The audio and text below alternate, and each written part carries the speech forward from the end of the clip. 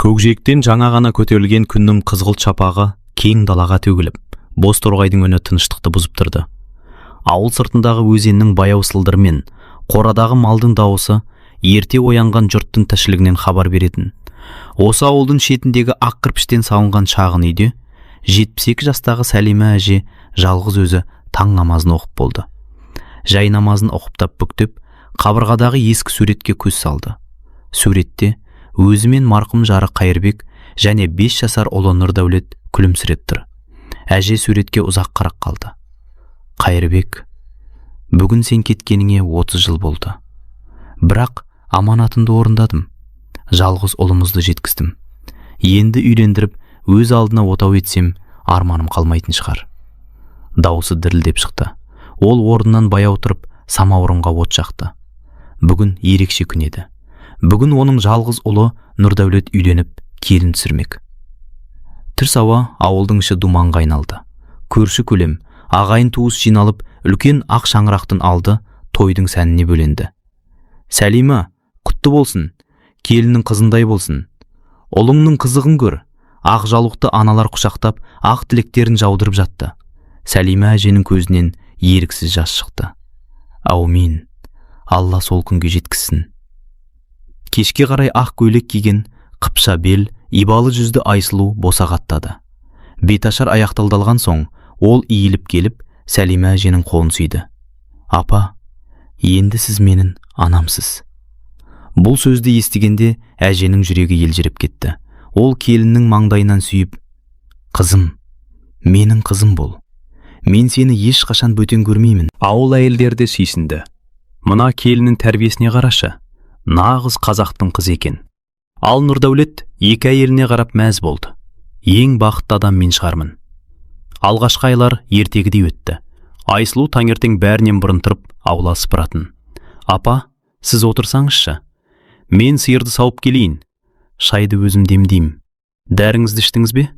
Сәлима әже кейде көзіне жас алып, Аллаға мың шүкір, қыз бермегенімен қыздай келін берді, деп көршілерге мақтанып отыратын. Бірде көрші Күләнді апа әзілдеп, Сәлима, сен келініңді бізге бере тұршы, біздің үйдіңде шаруасын істесін. Бәрі күліп жіберді.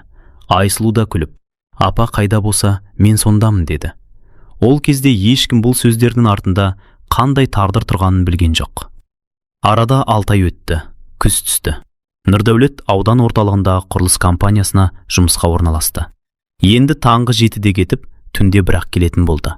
Үйде Сәлима әже мен Айсұлу ғана қалатын. Алғашқы өзгерісті Сәлима әже сол кезде байқады. Бір күні таңертең ол дастархан жайып жатқан.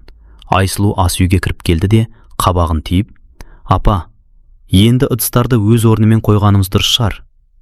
Қызым, дұрыс қоймаппын ба? Жоқ, мен өзімше орналастырғанмын. Сіз қайта-қайта өзгертіп жібересіз. Дауысы бұрынғыдай жұмсақ емес еді. Сәлима әже үндемеді. Жас қой, шаршаған шығар деп өзін жұбатты.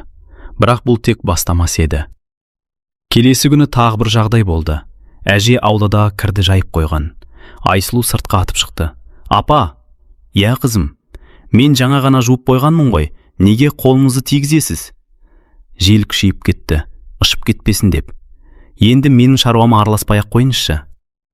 Осы сөз алғаш рет Сәлима әженің жүрегіне ауыр тиді. Бірақ ол тағы да үндемеді. Кешке Нұрдәулет келгенде бәрі баяғыша күлімсіреп қарсы алды. Апа, шай ішіңіз. Нұрдәулет, анаңыз бүгін көп шаршап қалды. Сәлима әже ұлына қарап күлімсірегенімен ішінде бір түсініксіз мұң ұялай бастаған еді. Ол түні ұйықтай алмады. Әлде өзім артық араласып жүрмін бе? Ол кінәні өзінен іздей бастады. Ал дәл сол түні Айсұлу телефонмен құрбысына сыбырлап, басында жақсы болып көріну керек қой. Енді бәрібір бұл үйдің қожайыны менмін. Оның бұл сөзін есікке су ішуге шыққан бір адам естіп қалды. Бірақ ол кім еді? Таңбозынан Сәлима әже оянып кеткен. Бұл жастайынан қалыптасқан әдеті. Қартайса да ұйқысы ұзамайтын. Дәретін алып таң намазын оқып болған соң аулаға шықты. Аспан әлі бозамық. Қорадағы сиыр мөңіреп, тауықтар қыт-қыттап жедеп жүр.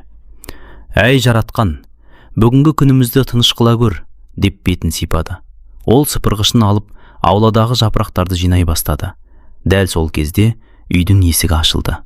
Апа, бұл Айсұлудың даусы. бірақ бұрынғыдай жылы емес.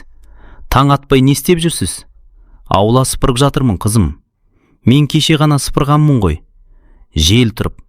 Апа, түсінбейсіз бе? Менің істеген ісіме араласпаңызшы. Сәлима әже сыпырғышты үнсіз қабырғаға сүйеп қойды.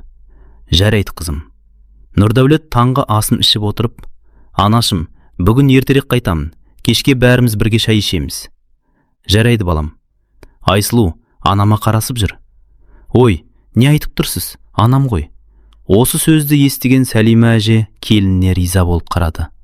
Жас адам ғой, ашу тез келеді, бірақ жүрегі таза шығар деп ойлады. Нұрдәулет көлігіне отырып ауданға қарай кетіп қалды. Оның көлігі ауылдан ұзай бергенде Айсұлудың жүзі күрт өзгерді. Күлімсіреген келін әп сәтте қабағы қату әйелге айналды. Апа, я қызым, мына ас үйді қайта жинаңыз. Жаңа ғана сүртіп шықтың ғой. Менің көзіме таза көрінбей тұр. Әже үндемей қайта сүрте бастады. 1 сағат өтті. Енді шкафтарды сүртіңіз. Қызым, белім. Беріңіз ауырса демаңыз, бірақ онда түскі тамақты өзіміз әзірлейсіз. Әже тағы үндемеді. Түске қарай белі сырқырап кетті. Ол орындыққа отырып еді. Айсұлу тағы сөйледі. Демалып отырсыз ба? Аздап басым айналып. Мен де шаршаймын. Кешке дейін жұмысымды бітірмесем, жұрт маған күледі. Сәлима әже орнынан қайта тұрды. Қолына шелек алды. Еден жуып жүріп, көзі жасаурап кетті. Қайран, Қайырбек, тірі болғаңда бұлай болмас еді. Түскі ас дайын болды. Қазанда жаңа піскен еттің иісі аңқып тұр. Айсұлу дастарханға ең жақсы жіліктерді қойды, бірақ бірден қайта жинап алды. Бұлар кешкен Нұрдәулетке. Сосын ескі табақта сорпаның түбінде қалған сүйектерді салып, енесінің алдына қойды. Апа, сізге осы жетеді. Сәлима әже бір сәт табаққа үнсіз қарап отырды. Бұрын дәл осы дастархан басында Нұрдәулеттің алдына ең жақсы жілікті өзі қоятын. Енді өзіне қара сүйекте бұйырмай қалыпты. Дегенмен, рахмет қызым, деді жай ғана. Айсұлу үндемеді. Сол күні түс ауа көрші Күләнда апа келді. Ассалаумағалейкум. Уағалейкумассалам. Есікті Айсұлу ашты. Кіріңіз. Күләнда апа үйге кіріп, дастарханға көз салды. Аз ғана бұрын енесінің алдына қойылған сүйектер жоқ. Оның орнына буы бұрқыраған жана ет тұр. Сәлима әже де күлімсіреп шай құйып отыр. Қалайсыз апа? Шүкір. Келініңіз жақсы қарай ма? Әже Айсұлудың жүзіне бір қарап алды. Иә, қызым ғой. Солай болсын. Күләнда апаның көзі бір нәрсені сезгендей болды, бірақ үндемеді. Кешке Нұрдәулет үйге кірді. Анашым, келдің бе балам? Бүгін не істедіңіздер? Айсұлу күліп. Ештеңе, анам екеуміз бауырсақ пісірдік. Иә, бірге пісірдік, деп Сәлима әже де жымиып қойды. Ұлы қуанып қалды. Менің екі жақсы көретін адамым тату болса, менен бақытты адам жоқ. Сәлима әже басын төмен түсірді. Ол дәл осы сәтте шындықты айтқысы келді. Балам, келінің маған бұрынғыдай емес, дегісі келді, бірақ айта алмады. Егер айтсам, ұлымның отбасы бұзылады. Ол тағы да үнсіз қалды. Түн ортасы, үйдің бәрі ұйқыда. Сәлима әже су ішуге ас үйге шықты. Дәлізден өтіп бара жатқанда Айсұлудың бөлмесінен сыбырлаған дауыс естілді. Я, мама. Жоқ, әлі шыдап жүрмін. Үй түгел менің атында болғанша үндемеймін. Ана кемпірдің зейнетақысында қолға алу керек. Әйтпесе босқа ақша шашып жүр. Сәлима әженің аяғы қалтырап кетті. Қолындағы кесе жерге түсіп, быт-шыт болып сынды. Үй іші селк ете қалды. Айсұлу есікті тарс ашып шықты. Апа? Сәлима әже үнсіз тұр. Көзінен жас сорғалап ағып барады. Түн бойы Сәлима әженің көзі ілінбеді. Терезеден түскен ай сәулесі бөлмені көмескі жарыққа бөліп тұр.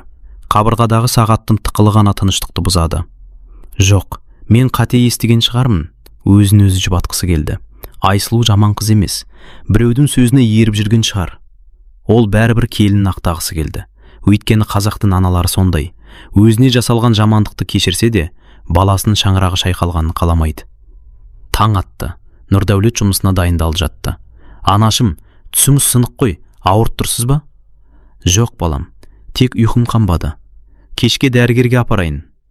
Қажеті жоқ.